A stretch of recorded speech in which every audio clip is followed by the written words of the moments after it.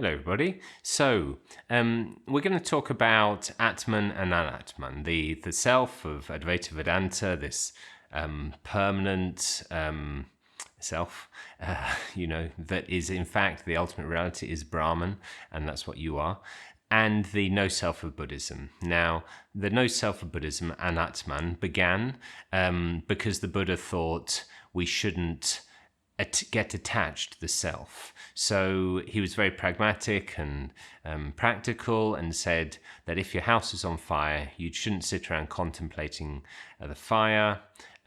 You should just put out the fire or get out. He was all about getting rid of suffering, not talking about it. So he refused to answer any metaphysical questions, but don't get attached to the self. Now, then later in Buddhism, they developed lots of metaphysical stuff and argued first with the dualists and then with the Advaitins for 1,000 years between 200 CE and 1200 CE. And then in Tibet, they had 500 years of arguing amongst themselves as exactly what is the nature of reality. Basically, forms of emptiness, of different varieties, different flavors of emptiness. Now, they never say that. I mean, the emptiness school began with Nagarjuna. And he said that he just broke down everything. He said everything's empty, even Buddha's empty, Buddha's teaching's empty. Everything, and he had, was very philosophical, would cut it down. He had four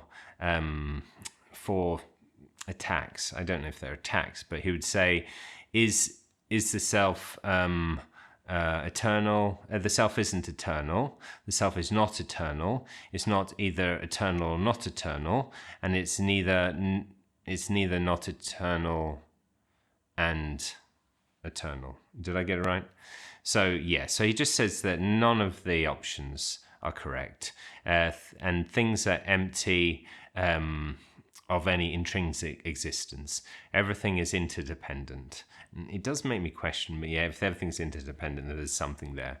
So they claim that they are not nihilists. They're not saying that there's nothing, and that's important. Nagarjuna says that.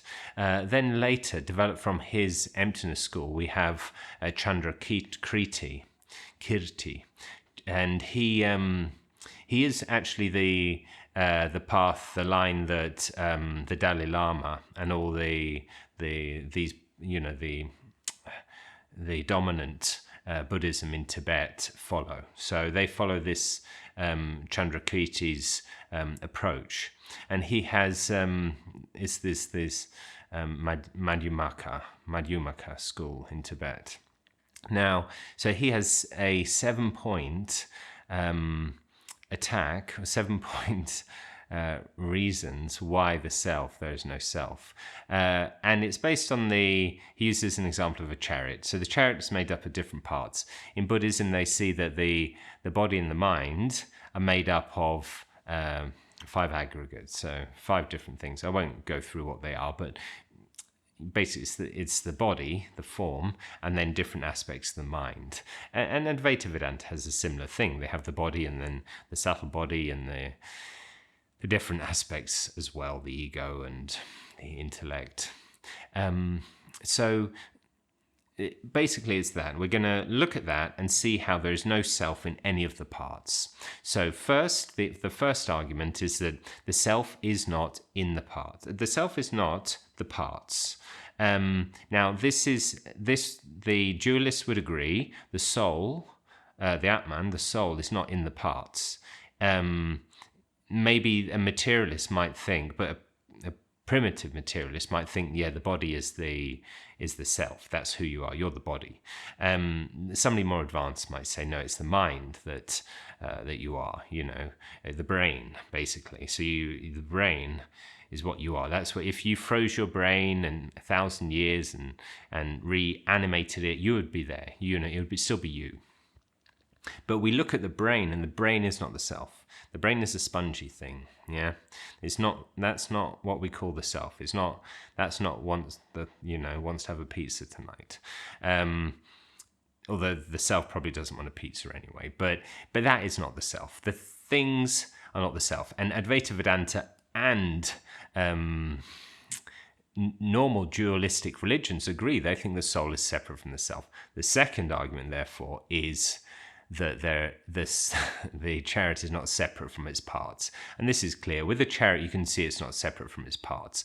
But with Advaita Vedanta and with dualistic religions, it's a problem, because we learn in Advaita Vedanta that I'm not the body, I'm not the mind, I am the witness of everything. I'm separate from everything because everything is an object to me. But this is a preliminary teaching that we learn to break our attachment to the body, this connection that we have thinking that we're the body or we're the mind. So that teaching is not really the ultimate teaching. That's a Sankhya teaching. This is a philosophy that predated Advaita Vedanta and saw that the world and consciousness were separate, dualistic, Purusha and Prakriti, and that but each consciousness was separate in each person, but they were separate. And this argument comes from Sankhya, but Advaita Vedanta goes beyond that, because Advaita Vedanta is non-dualistic, so it can't have the witness and the objects being separate. That's just the first step to break our connection to the body. A bit like you're in a dream and you feel you're the body in the dream, you feel you're looking out of the body. The first step to realize you're the dream is realize that the body is not what you really are. The body's not producing your consciousness or anything. It's happening on a bigger level. So even Advaita Vedanta doesn't think that the parts, that the self, the Atman, is separate from the parts. Certainly, yes, dualistic religions do believe that the soul is separate from the body, because the body dies and the soul continues. Now, so the next argument is that the soul, the Atman, depends on the parts. It's in the parts, like a bowl is full of berries. That the chariot is somehow inside the parts. Now, when we say it with the chariot, it's clearly not true, but some materialists might say, oh yes, the brain produces consciousness, so the consciousness is dependent on the brain. And that's what we think the self is, the consciousness. But then the mind, the thoughts. But when you look in your mind, you see thoughts, feelings, all of this stuff, and you can't actually find the self there. This is the famous analysis of Sri Ramana Maharshi, is that there is, you look for the I thought and it can't be found. Now, so they say that it's not in any of the parts. Then they say it's not a collection of the parts. It's not just all the parts together. You say, look, okay, so the chariot is just all the parts together. But it's not, because if you put the parts on the floor, in the wheel on top of the axle and in a big pile, it wouldn't be a chariot. Then the next argument is that it's, oh yes, well, we know it's the certain configuration of the parts. But then if we look at the body, and the body's constantly changing, which configuration of the body is the actual real you, is the self. Clearly it's not even the configuration of the body. And even if it was, that's certainly not the Atman, because the Atman is eternal, and so it's clearly not there.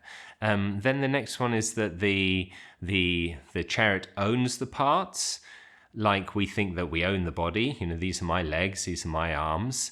But clearly, as we can see with the chariot example, the chariot doesn't own any of its parts. Then the next one is just that the chariot is just the name that we give to the collection of parts. But if it's just the name, then well, the names are different in different languages, for one thing. And we know it's not the name. It's something to do with the chariot. It's not just a name of something. So that's as well. So you can't find, with this argument, you can't find the it anywhere in the chariot. There's no chariot in the chariot. Apart from the chariot, there's basically no chariot there. Now, so how does Advaita Vedanta respond? Well, very well, actually. You'll be surprised. I don't know if all of that has convinced you so far that there is no self. We managed to iron out that little problem that people think that you are the witness, which is actually not true. That's just a stage to non-dual awakening. Now, so the argument, the response is by using the gold and ornaments analogy. So you've got rings, golden necklace, golden tiara. Now, the gold is Brahman. Now, if we look at each of the steps, is the gold the parts? Is the gold the ring? No, the gold isn't the ring. Is the gold separate from the ring? No, the gold isn't separate from the ring. Is the gold contained in the ring? No, the gold isn't in the ring. It's gold. We have the names, forms, and uses of each of these different ornaments. You have the ring. There's a shape. It's got a name, and you put it on your finger. But the gold isn't inside the ring. Then the next one is does the gold depend? Does the gold depend on the ring? No. Does the ring depend on the? Is the ring owned by the gold? Neither. Or is the gold just a name that we give the ring when it's in that form? Or I think I skipped a point. Is the gold just the form of the parts? And no, it's not. It's not a ring. It's not gold. You can have ring as a necklace or as a tiara, or other things. Golden AK-47. And so gold is actually something on a completely different level, and that's where the Swami Savripananda says that Advaita Vedanta slips through Chandrakirti's net. Now, so what do the other Buddhists who believe the same thing as the Advaitins? And there's schools in the Madhyamaka school is dominant in Tibet, and they oppressed other religions. There was the Shentong school who believe basically the same as Advaita Vedanta, that everything is empty except for the consciousness, which is in itself, or awareness, which is in itself, has inherent existence. Then you have the other schools in Tibetan Buddhism, Dzogchen, which also say that that the Buddha nature is eternal, and they talk about things in very similar ways to Advaita Vedanta, the pure light of the void, and this open emptiness, and this very similar. Although they would always say that it's just a teaching tool, which is also what Advaita Vedanta does as well. So we see that the highest teaching of Advaita Vedanta and the highest teaching of Buddhism are very similar, really, at the end of the day. This kind of Buddhism was suppressed by the mainstream Buddhism in Tibet, especially in the 5th century. But this is considered some to be the furthest development of Tibetan Buddhism. So there we go. So I hope that was interesting. Thank you for watching. Goodbye.